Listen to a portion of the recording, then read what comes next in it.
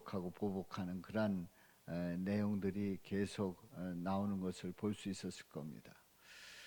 자, 우리는 이런 과정 속에서 많은 그 인명이 사상을 입는 죽고 또 2,000명이 넘는 사람이 이미 양쪽에서 그 죽었다고 그럽니다. 또 부상자가 있고 그래서 한 10,000명 이상의 사상자가 벌써 발생을 했는데요. 우리는 주목을 하고 보고 있어요. 이 전쟁이 어떻게 될 건가, 어떻게 끝날 건가, 누가 이길 건가 하는 그런 관심을 가지고 보고 있습니다. 우리는 이런 그 전쟁을 보면서, 이런 분쟁을 보면서 남의 일 같지가 않습니다. 저 북한이 우리의 머리 위에 있고, 그리고 저들은 하마스의 100배의 화력을 가지고 있다고 그래요. 이 하마스가 이스라엘을 공격할 때에 20분 동안 무려 5,000발을 쐈답니다. 5,000발의 포탄을 쐈다는 거예요. 그러니 아이언도민이 무슨 첨단 방어 체계니 다 소용이 없는 겁니다. 그대로 당했던 거죠. 근데 북한은 우리보다 100배의 화력을 가지고 그 하마스보다 100배의 그 화력을 가지고 있다니 어떻습니까? 만약에 뭔 일이 나면 큰일 나는 거예요. 우리는 인질들이 잡혀가는 걸 보게 되죠. 또 울부짖는 그런 모습을 봅니다. 자, 우리는 이런 첨단 무기와 국방력이 우리를 지켜줄 거라고 생각이 드나요? 우리는 누구의 손에 있는지 오늘 이 말씀을 통해서 함께 은혜를 나누고자 합니다. 자, 오늘 이 본문 말씀은 우리 예수님께서 성전에서 나와서 걸어가실 때에 제자들이 예수님 보고 성전을 보시라고 그렇게 말씀을 드립니다. 그때에 예수님이 하시는 말씀이 사실 건설적인 얘기보다 좀 파괴적인 그런 말씀을 하십니다. 너희가 이 모든 것을 보지 못하느냐? 내가 진실로 너에게 이르노니 돌 하나도 돌 위에 남지 않고 다 무너뜨려지리라. 성전을 보면서 돌 하나도 돌 위에 남지 않고 다 무너질 거다. 무너질 거다. 이런 말씀을 하시지요.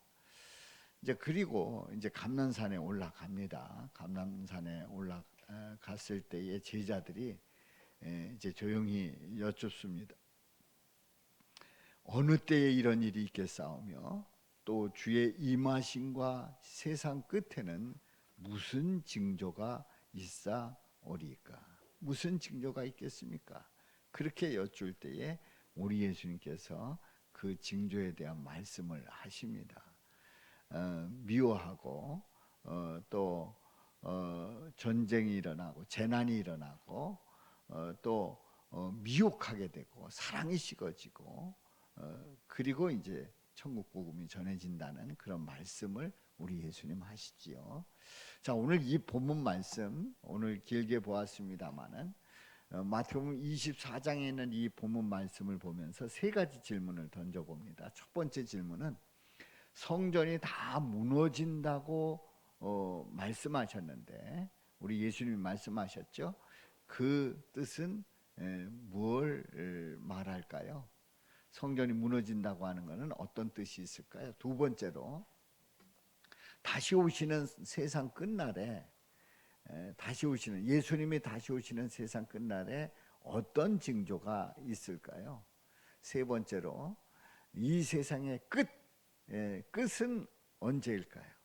우리는 이 세상이 언제 끝이 나는가 하는 그런 궁금증을 가지고 있습니다. 그 끝은 언제입니까? 세 가지 질문을 던져보면서 은혜를 나누고자 합니다. 하나님의 형상대로 지음받은 인간은 하나님과의 그 교제 속에서 하나님의 전적인 위임으로 피조물을 다스릴 수 있는 그 권한을 가지고 있습니다. 그래서 인간은 언제든지 하나님을 뵐 수 있고 그리고 하나님의 말씀을 들을 수가 있었습니다. 그리고 그 생활 속에서 있었던 일들을 소소하게 말씀드리며 또 교제를 나눌 수 있었던 인간입니다. 그런데 인간이 이러한 하나님과 대면할 수 있는 그런 권한을 가지다 보니까 교만해진 거예요. 교만해진 인간이 타락하게 되고 결국은 죄를 짓습니다. 죄를 짓고 타락한 이 인간은 서로 이제 하나님으로부터 쫓겨나게 되고 그리고 이 인간은 분쟁하고 하나 되지 못하고 또 미워하고 그리고 그런 가운데 분쟁이 일어나는 가운데서 이제 가인이 아벨을 쳐 죽이는 살인의 일까지 일어나고 말았습니다. 타락한 인간의 특징이 바로 이렇습니다. 분쟁하고 나뉘고 그리고 싸우고 결국은 죽이기까지 하는 일들을 벌이는 것이 바로 타락한 인간의 속성이라는 사실이지요. 자, 첫 번째 질문입니다. 첫 번째 질문. 성전이 다 무너진다고 말씀하셨는데 어떤 뜻일까요? 성전이 무너지면 어떻게 되겠습니까? 하나님이 계신다고 하는 하나님의 임재를 나타내는 그 성전이 무너진다? 우리 예수님이 말씀을 하셨어요. 이게 도대체 무슨 뜻이지요? 자, 성경을 보겠습니다. 예수께서 성전에서 나와서 가실 때 제자들이 성전 건물들을 가리켜 보이려고 나옵니다. 그때 예수님께서 대답하시면서 말씀하십니다. 그 뒤로 다 같이요. 너희가 이 모든 것을 보지 못하느냐? 내가 진실로 너희에게 이르노니 돌 하나도 돌 위에 남지 않고 다 무너뜨려지리라. 아멘. 돌 하나도 돌 위에 남지 않고 다 무너뜨려지리라. 우리 예수님께서 말씀을 하십니다. 자, 성전이라 하면 하나님의 언약궤가 있는, 그래서 하나님의 임재하는 곳이 바로 성전입니다. 성전에 성소가 있고 지성소가 있는데 바로 지성소 안에 언약궤에 우리 하나님이 임재합니다. 그러니까 성전이라고 하면은 하나님이 임재하는 곳이에요. 모세가 율법을 받고 이제 성막을 짓게 되고 언약궤를 만들게 되고 할 때에 바로 성막일 때에 하나님의 임재의 개념으로 그 성막을 우리가 보게 되지요. 다윗은 성막을 모실 때에 늘 불편한 마음이 있었어요. 왜냐하면 우리 하나님이 임재하는 곳이 천막이다, 성막이다 하는 그런 거에 대한 불편한 마음을 갖고 하나님을 모실 성전을 짓기를 원합니다. 그런데 하나님은 허락지 아니하시고 피를 많이 흘린 손에 피를 많이 묻힌 이 다윗에게 성전 건축을 허락지 아니하시고 아들 솔로몬에게 그 기회를 주시지요. 그래서 솔로몬은 아버지 다윗이 준비했던 그 물자를 가지고 이제 성전을 최선을 다해서 하나님이 설계한 대로 성전을 짓게 됩니다.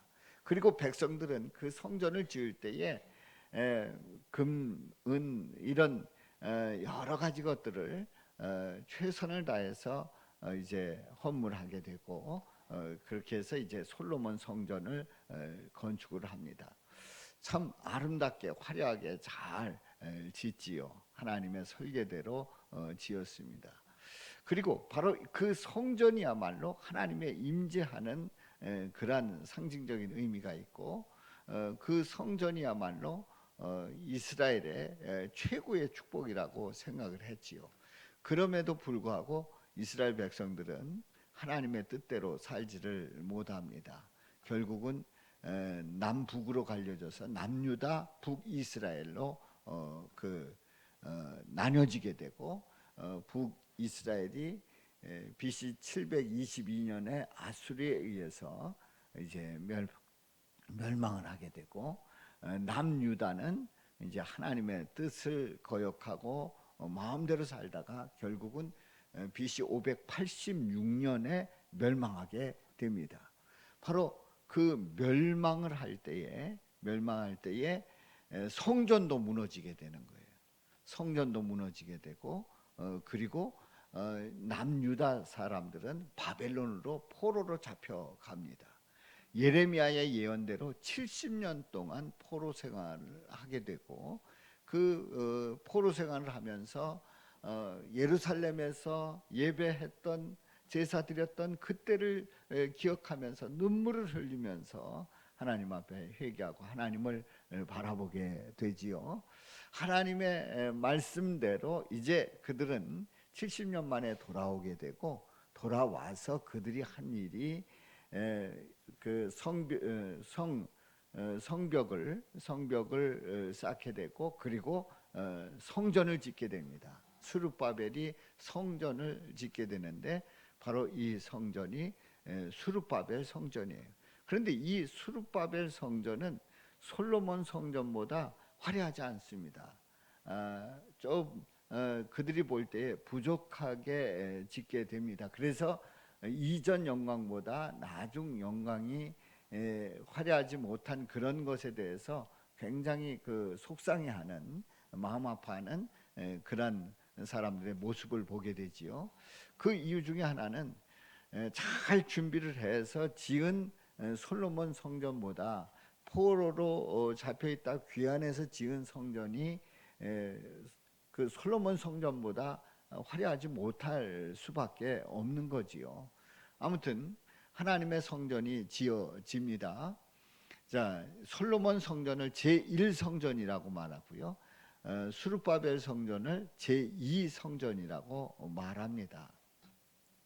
자, 스룹바벨 성전이 지어지고 이제 유대인들이 스룹바벨 성전을 중심으로 해서 신앙생활을 이어가지요. 자, 이런 가운데서 신구약 중간기가 있어요. 그때는 이제 성경에 기록되지 않습니다. 400년 동안은 성경에 기록되지 않는데, 이제 쭉 이어오는 그런 가운데서 이제 그 BC 19년에 헤롯이 왕이 되었을 때 어떤 정책을 쓰게 되냐면, 유대인들의 환심을 받아야 되겠다, 유대인들의 지지를 받아야 되겠다 해서 BC 19년에 그 스룹바벨이 지은 성전을 다시 짓게 됩니다. 다시 짓게 돼요. 근데 이 성전을 짓는데 이 헤롯은 건축 기술이 대단했습니다. 그리고 석조의 건축 기술이 대단했기 때문에 그걸 다 총동원해서 성전을 짓게 됩니다. 그런데 이 성전은 다시 짓는, 하나님의 명령에 의해서 짓는 개념이 아니라 헤롯이 유대인들의 마음을 사기 위해서 지었기 때문에 이것은 리모델링의 개념이 있는 거예요. 그래서 이 세 번째로 지은 헤롯 성전을 제3성전이라고 말하지 않습니다. 그냥 헤롯 성전이라고 하고, 헤롯이 이 성전을 다시 손을 보게 되는 그러한 일이 있었지요. 그런데 BC 19년에 짓기 시작해서 무려 46년 동안 짓습니다. 46년 동안. 이제 그 지역에는 그 석조 기술이 그 발달이 돼서 모든 건물을 꼭 나무로 짓는 것처럼, 시멘트로 짓는 것처럼 그렇게 돌로, 든든한 돌로 그렇게 건물을 잘 지었습니다. 헤롯 성전도 마찬가지입니다. 이제 돌로 잘 지었습니다. 성지순례에 갔을 때에 그 지하 개념의 그 벽을 보았을 때 그 성전돌이, 큰 돌이 번뜩번뜩하게 이렇게 놓여 있는 걸 보면, 야, 대단하다 하는 그런 생각이 들 정도의 그런 그 헤롯 성전을 짓게 되지요. 그런데 우리 예수님께서 성전에 가서 그 장사하는 것을 들러 얻기도 하고 또 말씀하시기도, 어렸을 때 가서 이제 말씀하시기도 하고 그 매매상을 들러 얻기도 했던 그 성전, 그리고 가서 가르치고 했던 그 성전이 바로 이 헤롯 성전을 얘기합니다. 그런데 우리 예수님이 제자들이 성전을 보면서 가르칠 때에 우리 예수님이 다 무너진다고 하는 그 말씀을 하십니다. 생각해 보세요. 갈릴리 어부들, 그 촌사람들이 올라와 가지고 헤롯 성전을 볼 때에 이건 특별한 건물인 거예요. 그 당시에 갈릴리 지역의 건물들, 그리고 예수님의 제자들이 살았던 그러한 집들과 비교한다고 하면 이 헤롯 성전은 아주 특별한 건물이었어요. 신기한 선물이었어요. 정말 촌사람이 올라와서 보면 고개 저들고 입 딱 벌리고 볼 수밖에 없는 거지요. 제가 초등학교 때 인천에 올라와 가지고 공설운동장에 그 뭐 축구대회가 있어 가지고 거기를 이제 가다가 그 공설운동장에 그 도원동에 있는 숭이동에 있는 그 공설운동장을 보면서 너무 크고 막 멋있어 가지고 손가락질을 하면서 저기 그 운동장이 있다 막 그랬더니 우리 담임 선생님이 뭐라 그러냐면 그 손가락질하고 보지 말라고, 입 딱 벌리고 손가락질하면서 보지 말고 그냥 보라고 그렇게 야단친 적이 있었습니다. 그러니까 촌 사람이 와가지고 섬 사람이 와가지고 그 큰 운동장을 볼 때 얼마나 신기했겠어요. 그렇습니다. 이 어부들이 성전을 볼 때에 너무 놀란 거죠. 야, 이런 건물이 있을까? 이런 건물이 있을까 하고 그 성전을 보면 놀라는 이 제자들의 마음 속에는 이 건물은 절대 무너지지 않는다. 이 건물을 도대체 누가 이렇게 잘 지었을까?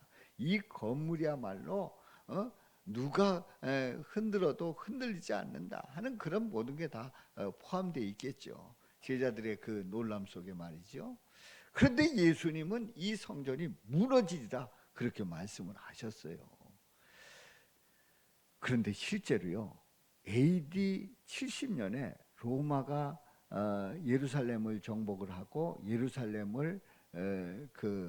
예루살렘이 멸망할 때에 그 성전이 무너집니다. AD 70년에.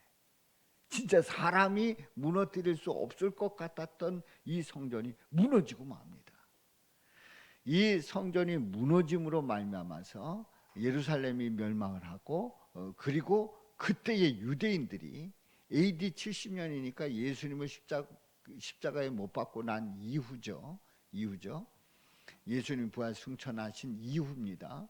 실제로 예수님의 예언대로 무너지게 되고 이스라엘 백성들은 유대인들은 전 세계로 흩어집니다.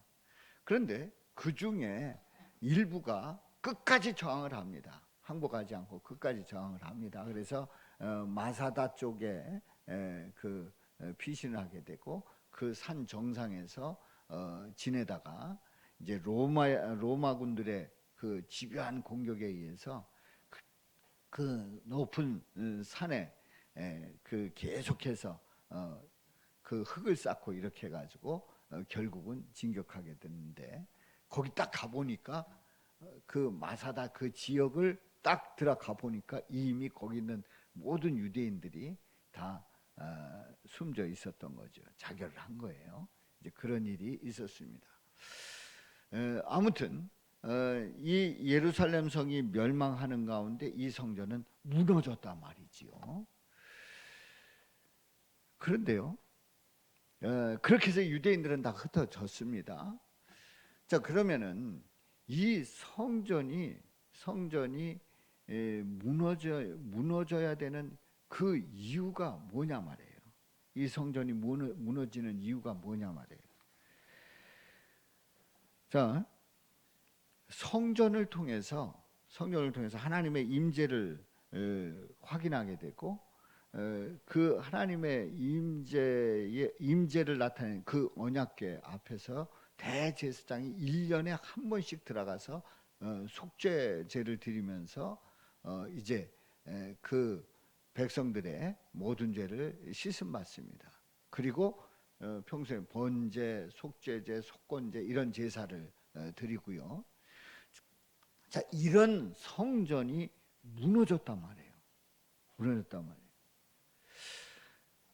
왜 무너져야 되느냐 하는 얘기죠. 바로 그 이유는 예수님께서 이 땅에 오셔서 사역을 하시고 이제 유대인들이 십자가에 예수님을 못 박습니다.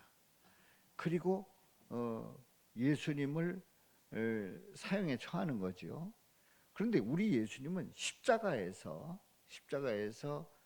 고난을 받으시면서 이제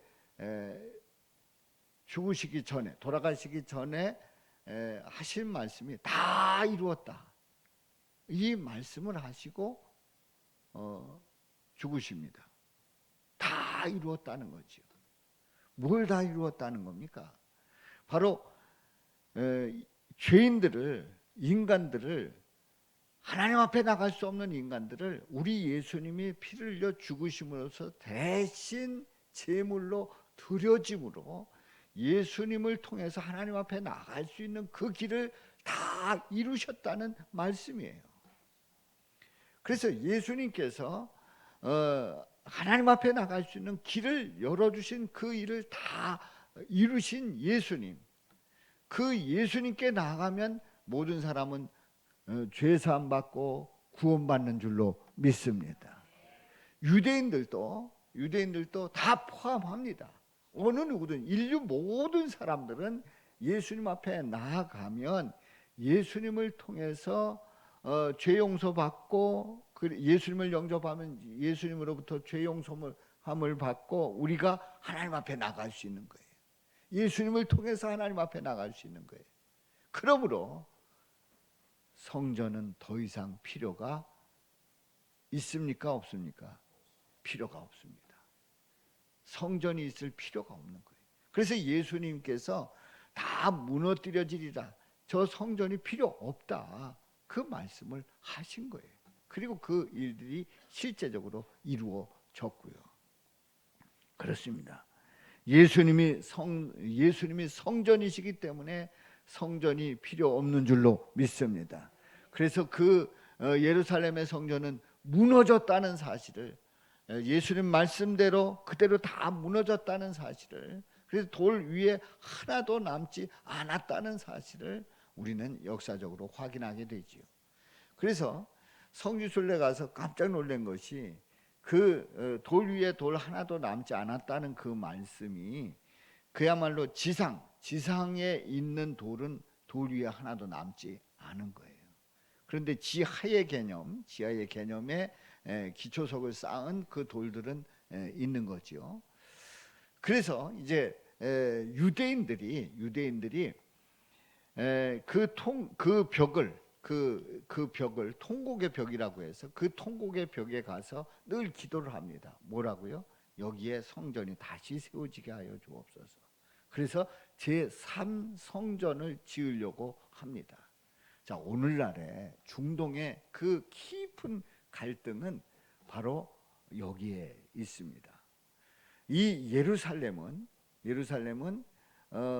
그 유대인들이 성전을 지었던 곳이, 하나님이 임재한 그 성전을 지었던 그곳이에요.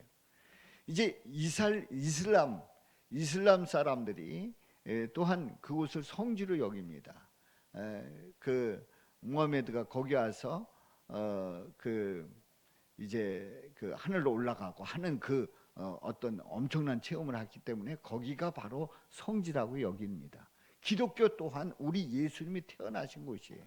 그래서 이 예루살렘은 이렇게 그 3대 종교가 아주 예민하게 대립해 있는 그러한 곳인데요. 바로 여기에 유대인들은 제3성전을 짓겠다는 거예요. 다시 그 회파된 성전을 다시 짓겠다는 거예요. 그러면서 이 예민한 싸움이 이제 그 지역을 이제 둘러싸고 일어나는데 1948년 5월 14일 날 이스라엘이 이제 다시 2000년 만에 세워지게 됩니다. 그러니까 그 1500년 만에 이제 다시 세워지게 되는 거죠. 거의 2000년 만에 2000년 만에 다시 세워지게 됩니다. 그래서 다시 그 이스라엘이 건국되면서 1948년 5월 14일에 건국이 되면서 그 건국된 이스라엘이 이제 그 지역을 이스라엘을 나라를 세우게 되고 영토를 확장하고 이런 과정 속에서 이제 가자지구는 이제 팔레스타인, 이스라엘 사람들이 떠났을 때 그 예루살렘이 멸망해서 유대인들이 다 흩어지게 됐을 때 그곳에 팔레스타인들이 살게 됩니다. 이제 그렇게 해서 그들은 거의 2000년 동안 살아왔던 그곳을 이스라엘 사람들에 내주게 되고, 그런 가운데 그 갈등 속에서 이제 가자 지구에도 팔레스타인 사람들이 살게 되죠.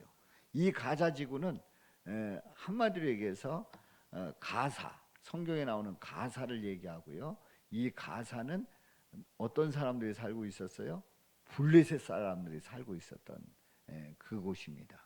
그러니까 이제 거기에도 이제 그런 갈등이 있는 거죠. 이 이스라엘은 그냥 두면 안 된다. 이스라엘은 없애버려야 된다 하는 그런 주장을 하는 사람들이 가자 지구에 많이 살고 있고, 그래서 하마스 그 정파가 세워진 겁니다. 자, 이런 갈등 때문에 이 성전을 세워야 된다는 그 갈등 속에서 이렇게 중동은 첨예하게 대립돼 있고, 언제든지 전쟁이 일어날 수 있는 그 요소가 있다는 사실을 기억하시기를 바랍니다. 그런데 문제는 제3성전을 지을 필요가 있어요, 없어요? 지을 필요가 없어요. 우리 기독교적인 입장에서 볼 때는 예수님이 오셨기 때문에 제3성전을 지을 필요가 없어요. 누구 믿으면 돼요? 예수님 믿으면 되는 거예요. 자, 요걸 말씀드리고 이제 잠시 후에 거기에 대해서 그러면 어떻게 해야 되는가 하는 거는 잠시 후에 말씀을 드리고요. 두 번째 질문이에요. 두 번째 질문. 다시 오시는 세상 끝날에 어떤 징조가 있습니까? 말씀을 보겠습니다. 자, 예수께서 감람산 위에 올리브산 위에 앉으셨을 때에 제자들이 조용히 와서 묻습니다. 우리에게 이르소서 어느 때에 이런 일이 있겠사오며 또 주의 임하심과 세상 끝에는 무슨 징조가 있사오리까? 무슨 징조? 우리 그런 거 좋아하잖아요. 무슨 징조? 무슨 징조냐? 이게 무슨 징조냐? 이거 좋아하잖아요. 그래서 무슨 징조가 있사오리까? 그랬을 때 우리 예수님이 세 가지로 아주 명확하게 말씀을 합니다. 자, 한번 말씀을 보겠어요. 자, 4절과 5절 11절을 한번 보겠습니다. 시작. 너희가 사람의 미혹을 받지 않도록 주의하라. 많은 사람이 내 이름으로 와서 이르되 나는 그리스도라 하여 많은 사람을 미혹하리라. 거짓 선자가 많이 일어나 많은 사람을 미혹하겠으며, 나는 그리스도다 해서 미혹하는 사람들이 많을 거다. 우리 예수님께서 미혹하는 사람이 많을 거다. 이게 징조다. 우리 예수님은 뭐에 주의하라? 미혹에 주의하라 말씀하시는 거예요. 자, 두 번째로 자 6절부터 8절에 있는 말씀을 우리 다 같이 읽어봐요. 시작. 난리와 난리 소문을 듣겠으나 너희는 삼가 두려워하지 말라. 이런 일이 있어야 하되 아직 끝은 아니니라. 민족이 민족을 나라가 나라를 대적하여 일어나겠고 곳곳에 기근과 지진이 있으리니 이 모든 것은 재난의 시작이니라. 자, 난리와 난리의 소문, 전쟁이 일어나 민족이 민족, 나라가 나라를 지금 보지 않습니까? 우크라이나 소련의 그 러시아의 그 전쟁, 또 지금 이스라엘과 하마스의 전쟁, 우리나라도 이미 겪었잖아요. 1950년에 6.25 동란을 겪었습니다. 이런 전쟁이 일어난다는 거예요. 전쟁이 일어난다는 거예요. 거기에다가 기근과 지진이 일어난다는 거예요. 이 모든 것을 재난이라고 표현한다고 하면 재난이 일어난다는 거예요. 재난이 있을 수 있다는 거예요. 그래서 우리 예수님은 이 재난을 어떻게 하라고요? 두려워하지 말라. 재난을 두려워하지 말라. 우리 예수님 두 번째 징조로 말씀을 하시는 거예요. 세 번째 징조를 보겠습니다. 자, 우리 9절, 10절, 12절을 한번 보겠어요. 시작. 그때의 사람들이 너희를 환난에 넘겨주겠으며 너희를 죽이리니 너희가 내 이름 때문에 모든 민족에게 미움을 받으리라. 그때에 많은 사람이 실족하게 되어 서로 잡아주고 서로 미워하겠으며 불법이 성함으로 많은 사람의 사랑이 식어지리라. 아멘. 믿음 생활하는 그러한 가운데서 미워한다는 거예요. 예수 믿는다는 것 때문에 미워한다는 거예요. 예수 믿는 것 때문에 믿는다는 그 사실 때문에 미움을 받지 않아요? 그 미워한다는 거예요. 놀라운 거는 불법이 성함으로 많은 사람의 사랑이 식어지리라. 싸늘해진다는 거예요. 싸늘해진다는 거예요. 너희를 넘겨서 환난에 넘겨주고 너희를 죽일 수 있다는 거지요. 그래서 미움을 받게 된다는 거예요. 그래서 우리의 믿음에 대해서 뭘 각오하라고요? 순교를 각오하라. 우리 예수님 말씀하고 있습니다. 사랑하는 성도 여러분, 우리 예수님께서 이렇게 4절부터 12절 말씀 가운데 세 가지 징조로 말씀을 하셨어요. 그런데요, 우리는 이 세 가지 미혹에 주의하고 그리고 재난이 일어날 것에 대해서 두려워하지 말고 순교를 각오하는 이 믿음을 가지고 주님 바라보고 나갈 때에 우리가 우리를 지키는 것 같지만 우리 예수님께서 우리를 지켜주시고 이기게 하실 줄로 믿습니다. 감당케 하실 줄로 믿습니다. 그렇습니다. 이 모든 재난을 다스리시는 우리 주님이시다 말이지요. 그리고 그 상황 속에서 뛰어넘게 하시고 능력 주시는 가운데 결국은 승리하게 하실 줄로 믿습니다. 세 번째 질문입니다. 세 번째 질문이에요. 이 세상의 끝은 언제입니까? 그러면 도대체 이 세상의 끝은 언제입니까? 한번 말씀을 보겠어요. 시작.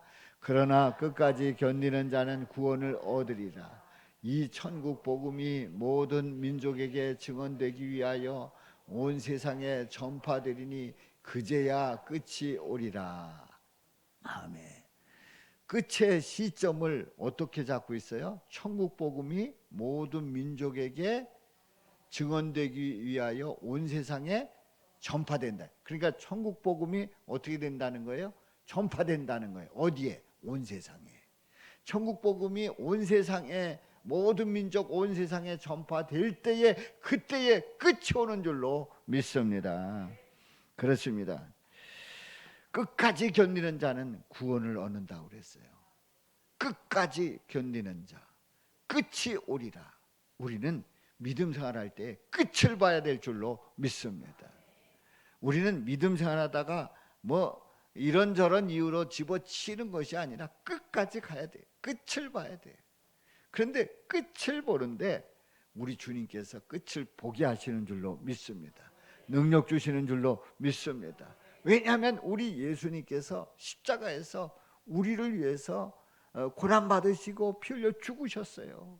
그래서 우리는 우리 예수님을 믿기만 하면 구원받는 놀라운 역사를 허락해 주셨단 말이죠. 그 예수님을 의지하고 믿고 나갈 때에 끝까지 견딜 수 있고 구원의 역사를 맛보는 줄로 믿습니다. 바로 이렇게 해서 복음이 전해질 때, 모든 사람에게 복음이 전해질 때 그때의 끝이 온다는 거지요. 자, 그래서 우리는 여기에서 우리가 분명히 알아야 됩니다. 말세의 징조 가운데 일어나는 전쟁과 기근과 재난이 휘몰아쳐 오는 그 결정적인 이유가 뭐냐 말이에요. 그 결정적인 이유가 뭐냐. 그런 그 휘몰아쳐 오는 그 재난 속에서 결국은 뭐가 전해진다는 거예요? 예수님의 천국 복음이 전해지는 줄로 믿습니다. 불행하게도 인류는 죄를 짓고 타락한 인류의 그 죄의 속성은 분쟁이라고 그랬지 않습니까? 나눠지는 거였어요. 그 역사는 인류 역사가 돼버렸어요. 그래서 대학 때 제가 그 공부한 여러 가지 과목 중에 아주 인상적인 과목이 있었어요. 전쟁 과목이 있었어요. 전쟁 과목. 근데 그 전쟁 과목의 그 교수님께서 하시는 말씀이 인류 역사는 전쟁의 역사다, 이렇게 그분은 정의하고 강의를 하시더라고요. 전쟁의 역사다. 사실이 그렇잖아요. 전쟁 속에서 나라가 변해지고 여기까지 우리도 오게 됐단 말이에요. 그런데 놀라운 사실은요, 그 전쟁이 있을 때마다 놀라운 그 나라의 그런 변화가, 아주 엄청난 변화가 일어나는 거예요. 그런데 우리나라는 6.25를 통해서 남북이 나뉘어지고 전쟁하는 가운데 엄청난 피를 흘리고 하는 그런 가운데서 놀랍게도 예수 복음이 확실하게 전해졌어요. 그래서 전쟁이 일어나는 가운데 예수님을 믿을 수 있는 자유민주주의냐, 아니면은 공산주의의 그 치하 속에서 모두가 다 함께 잘 살 거냐, 이런 그 이념의 그 전쟁 속에서 딱 나뉘어졌어요, 남북으로. 그래서 신앙을 지키겠다고 하는 사람들이 남쪽으로 내려오는 가운데서 이제 남북이 이렇게 갈라져서 여기까지 오게 된 거죠. 그런데 이때에 복음을 확실하게 알게 됐고, 예수님을 확실하게 믿게 되고, 예수님을 믿는 가운데 받는 복이 얼마나 크고 귀한지를, 그리고 믿음 생활이 얼마나 존귀한지를 깨닫게 된 줄로 믿습니다. 그렇습니다. 우리는 이런 그 말세의 징조 3가지를 보았습니다마는, 이 징조 속에서 결국은 예수님이 누가 된다는 거예요? 구원의 주가 된다는 거예요. 메시아가 된다는 거예요. 그리스도가 된다는 거예요. 이런 역사가 있는 줄로 믿습니다. 바로 우리는 이 전쟁의 소식을 들을 때마다 우리 예수님이 증거되고 살아계신 하나님의 역사가, 하나님의 뜻이 이루어지는 귀한 놀라운 하나님의 역사가 진행되는 과정임을 우리는 분명히 고백하고 주님 바라볼 수 있기를 주님의 이름으로 축원합니다. 예수님께서 말씀을 하십니다. 누가복음 21장에 또 너희가 내 이름으로 말미암아 모든 사람에게 미움을 받을 것이다. 너희 머리털 하나도 상하지 아니하리라. 누가 말씀하셔요? 우리 예수님 말씀하셔요. 너희의 인내로 너희 영혼을 얻으리라. 우리는 끝까지 주님 바라보고 견뎌 나가야 될 줄로 믿습니다. 우리 주님께서 머리털 하나도 상하지 아니하겠다고 약속을 하시는 거예요. 그렇습니다. 우리는 우리 주님께서 우리를 이렇게 지켜주신다고 하는 그 확신 속에서 이겨나가는 거지요. 자, 이스라엘이 말이에요, 유대의 4번째 왕 여호사밧 왕이 있었어요. 근데 모압 연합군이 쳐들어올 때 이 여호사밧 왕이 금식을 하고 온 국민에게 금식을 선포하면서 하나님 앞에 기도할 때에 바로 야하시엘이라고 하는 레위 사람을 통해서 말씀을 하시는 거예요. 뭐라고 말씀하시는지 한번 보겠습니다. 자, 여호와께서 이같이 너희에게 말씀하시기를, 아래쪽에 시작. 너희는 이 큰 무리로 말미암아 두려워하거나 놀라지 말라. 이 전쟁은 너희에게 속한 것이 아니요 하나님께 속한 것이니라. 아멘. 전쟁은 누구에게 속한 것이래요? 하나님께 속한 것이라는 거예요. 아멘. 전쟁은 하나님 손안에 있는 줄로 믿습니다. 복음은 전파돼야 됩니다. 우리 예수님의 복음은요, 예수님의 천국 복음은 어떠한 환난과 전쟁과 기근과 지진 가운데서도 전파되어야 하는 줄로 믿습니다. 만약에 환난과 전쟁과 기근과 지진 가운데서도 복음이 전파되지 않는다고 하면, 그렇다고 하면 거기에는 생명의 역사가 없는 거예요. 바로 구원의 역사가 이루어지지 않는 거예요. 전쟁 가운데서도 복음은 전파되는 줄로 믿습니다. 하나님의 뜻은 이루어지는 줄로 믿습니다. 하나님의 역사는 일어나는 줄로 믿습니다.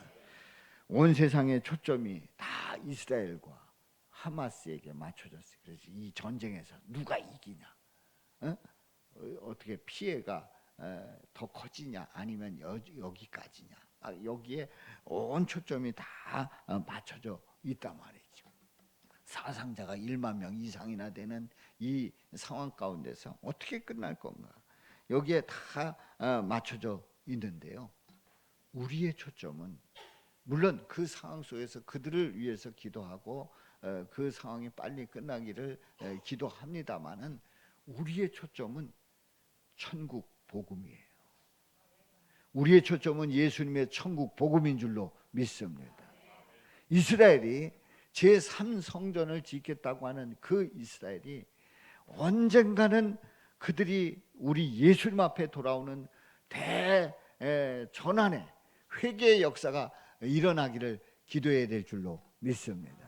그들이 돌아올 때에 구원받게 되는 줄로 믿습니다. 누구 앞에 나와야 된다고요? 예수님 앞에 나와야 된다는 거지요. 그래서 우리는 이런 상황 속에서 무엇을 보냐면, 우리 예수님이 복음이 전해져서 주님 앞에 돌아오는 놀라운 대역사, 대광경을 보면서 우리 하나님께 영광 돌리는 그날이 속히 올 줄로 믿습니다. 그렇습니다. 우리 북한에 저렇게 자리 잡고 있는데, 저들은 언제든지 공격할 의사를 가지고 있단 말이죠. 이 상황 속에서 우리는 하나님을 바라봐야 되고, 정말 전쟁이 안 일어나는 게 은혜예요. 여러분들 뭐 보면은 누구랑 뭐해서 다퉜다, 지나가다 어깨 스쳐서 다퉜다, 누가 건드려서 뭐가 됐다, 이런 우리 생활 속에 일어나는 일들 많잖아요. 그런데요, 전쟁이 일어나면 그런 게 없어요. 그냥 잡아가는 거예요. 능멸하는 거예요. 세상에 이스라엘 사람 어떤 아버지가 딸이 실종됐는데 굉장히 걱정을 한 거예요. 그런데 죽음으로 발견됐다는 그 소식을 듣고 안심이라는 거죠. 아니, 그게 말이 돼요? 아니, 잃어버린 그 딸이, 실종된 그 딸이 죽음으로 발견됐다는데 오히려 마음이 편안하다는 거예요. 왜요? 포로로 잡혀가서 능멸당할 생각하면 어떻게 잠을 잘 수가 없다, 살 수가 없다는 거예요. 그런데 효되는 소식 들으니까 오히려 마음 편하다는 거예요. 전쟁이 이렇게 비극적인 거예요. 사랑하는 성도 여러분, 우리는 하나님의 은혜로 우리나라를 지켜주시고 보호해주시고 안전하게 하기 때문에 우리가 믿음 생활할 수 있고 주님 앞에 기도하는 줄로 믿습니다. 그래서 우리는 항상 하나님 바라보면서 전쟁 안 일어나는 것이 정말 은혜고 복된 삶임을 고백하면서, 정말 우리 하나님 이 나라를 굳건히 지켜주옵소서. 우리 하나님 바라보겠습니다 하는 믿음의 고백이 날마다 이어지시기를 주님의 이름으로 축원합니다. 그래요, 전쟁의 소문 속에서도 예수님의 복음이 전해지고 하나님의 뜻이 이루어지기를 기도하는 한 주간이 될 수 있기를 주님의 이름으로 축원합니다. 자, 한번 외쳐봅니다. 온 세상의 초점이 예수님이 아니면 전쟁으로 불안하고 두렵지만, 온 세상의 초점이 예수님이면 전쟁으로 천국 복음이 전파되기를 기도한다. 아멘. 우리 다 같이요, 시작. 온 세상의 초점이 예수님이 아니면 전쟁으로 불안하고 두렵지만, 온 세상의 초점이 예수님이면 전쟁으로 천국 복음이 전파되기를 기도한다. 아멘. 기도합니다. 아버지 하나님,